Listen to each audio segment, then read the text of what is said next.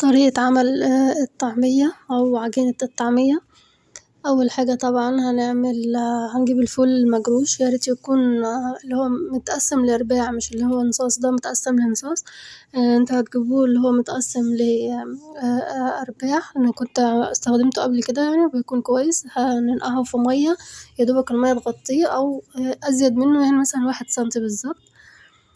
بعد كده هسيبه طبعًا يوم كامل من بالليل بالنهار أو من النهار لآخر الليل أو يومين مفيش مشكلة. هتقطعي بقى بصل أخضر أو كرات، طبعًا مفيش يعني صعب أوي تلاقي الكرات يعني فالبصل الأخضر موجود، أهم حاجة العروش اللي هي الخضرا بتاعته دي، مش شرط تكتري من الراس بتاعته. أنا هنا عملتهم على أساس إن هو أساسًا بصل أخضر صغير فالرسان بتاعته مش كبيرة ولا حاجة، استخدمت حوالي 3 بصلات مثلًا، بتقطعيهم وتقلبيه بالشكل ده، طبعًا بعد ما يخمر خالص الفول عشان ما يبوظش ليكي الخلاط. بعد كده باضيفه بقى في الخلاط، بتضيفي يعني تملي الخلاط أو أكتر من نصه، وبتحطي بقى معاهم كل شوية مية من المية اللي موجودة أساسًا في التخمير.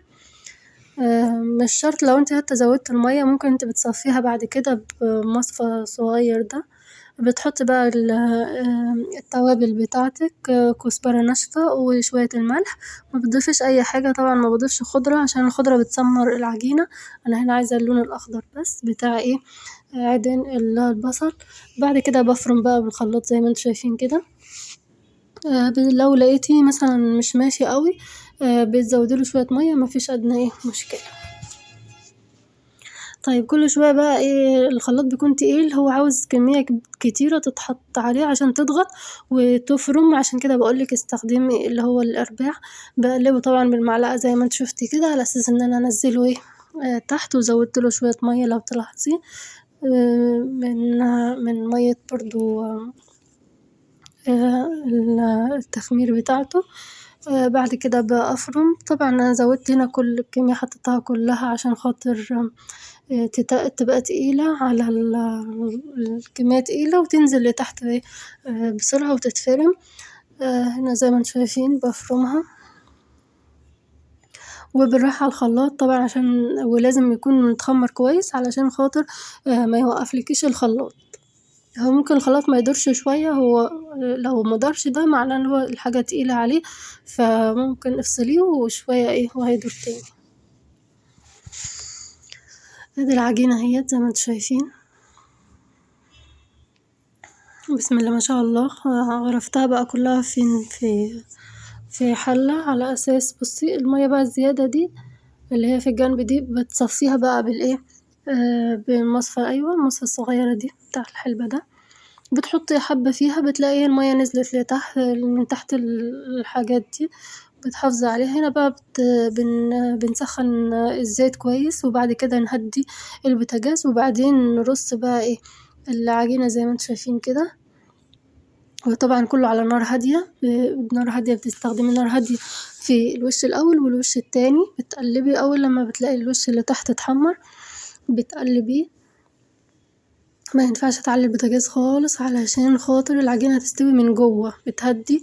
لو تلاحظي إن اللي بيبيع الطعمية برا بيكون معلي النار الأول، وأول ما الزيت يقدح كده ويرش شوية مية يلاقيه بيعمل فقاعات أو يحط واحدة من العجينة يعني وتعمل فقاعات حواليها، ده كده معناها إن هو الزيت غلي، بروح مهدية البوتاجاز ومكملة بقى تحمير.